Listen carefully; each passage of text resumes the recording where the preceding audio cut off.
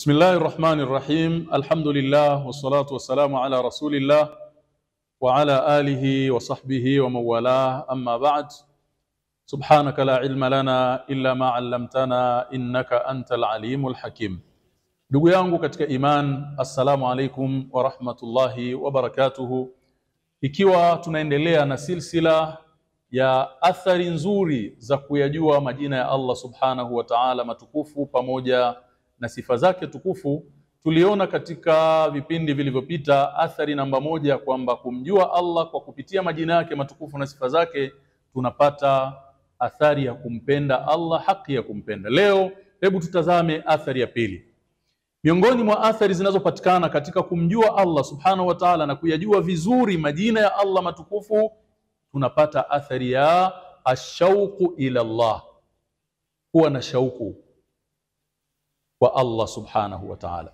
Ndugu zangu katika iman, kullama zdada ilmu al-abdi bi rabbih, kila inapozidi maarifa ya mja kumjua Mola wake, waktamalat lahu ma'rifatuhu bi asma'ihi wa sifatihi, ikakamilika kule kuyajua vizuri majina ya Allah tabaraka wa taala na sifa zake, izdada shauqan ila rabbih. Natija sasa hiyo kinachopatikana, shauku ya mja kwa upande wa Mola wake inaongezeka. Wa haninan ila liqaihi, anakuwa na hamu, nafsi inatamani kukutana na Allah subhanahu wa ta'ala.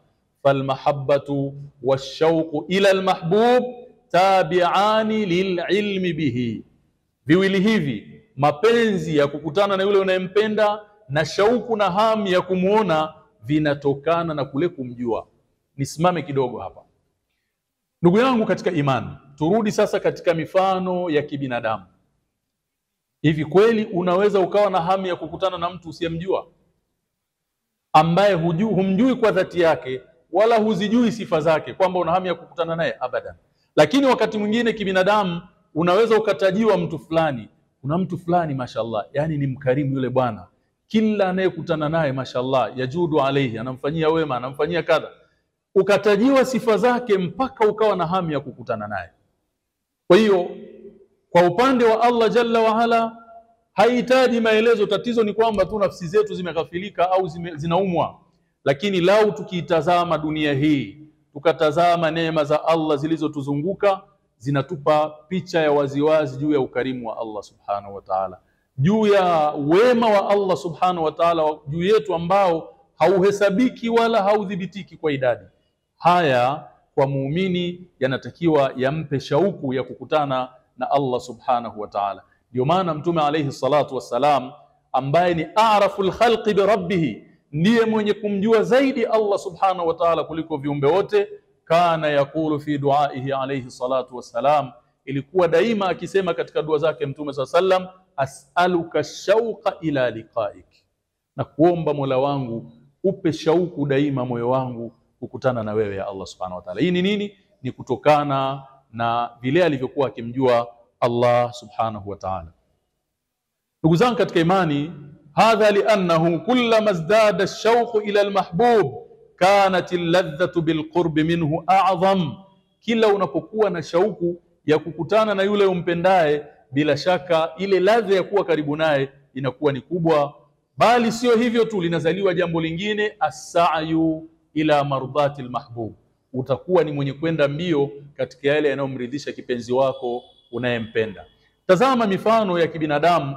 Una mtu unampenda, hautaki kumkwaza, daima unakwenda mbio katika vile anavyovipenda, kwa sababu kila unapomuona ni mwenye furaha na wewe unakuwa na furaha. Kila anapofurahi nafsi yako na wewe inakuwa na matumaini makubwa. Hivi ndivyo tunavyotakiwa kuwa kwa Allah subhanahu wa ta'ala. Hizi ndio athari za kuyajua majina ya Allah matukufu.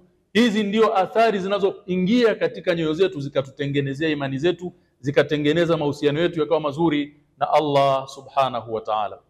Qala Ibn al-Qayyim rahimahullah ta'ala fi kitabihi Zadul Ma'ad. Al-Imam Ibn al-Qayyim katika kitabu chake Zadul Ma'ad anasema hivi: fashauqu yahmilu al-mushtaqa ala al-jidd fi as-sayr ila mahbubihi.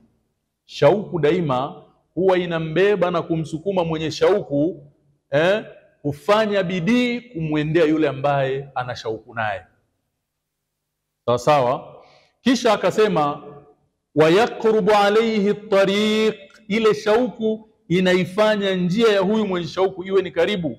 Wayatwi lahu al-ba'id, ile shauku kile kilicho mbali kinakunjwa na ile shauku alionayo mpaka kinaonekana kama ni cha karibu.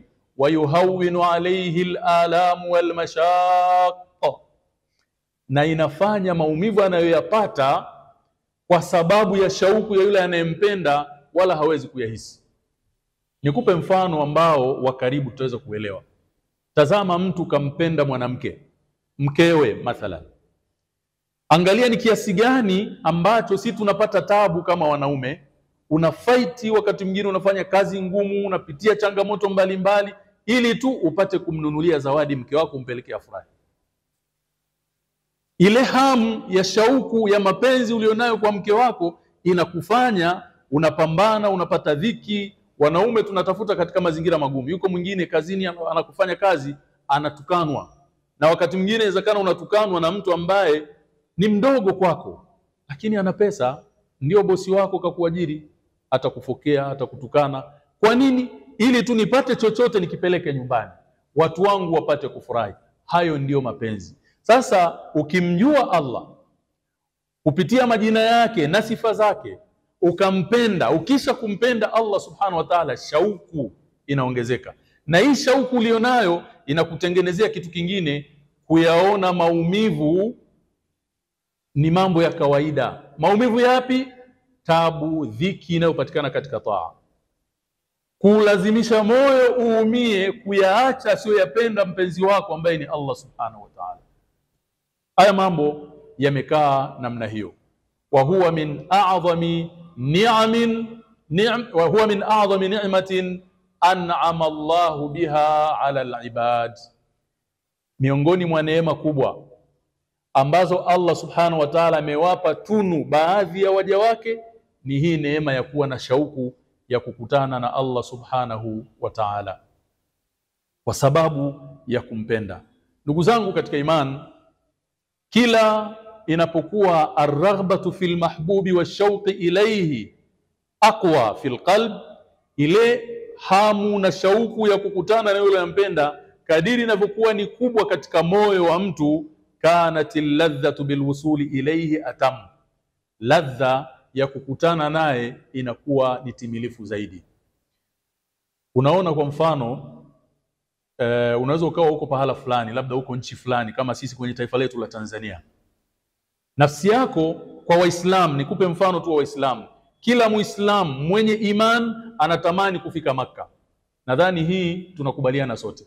Kila Muislamu mwenye imani anatamani kabla ya kuondoka kwake duniani hapa aweze kufika katika nyumba tukufu ya Allah subhanahu wa ta'ala, apate fursa ya kutembelea haramu mbili. Hii ni umnia, ni matamanio ya kila muumini.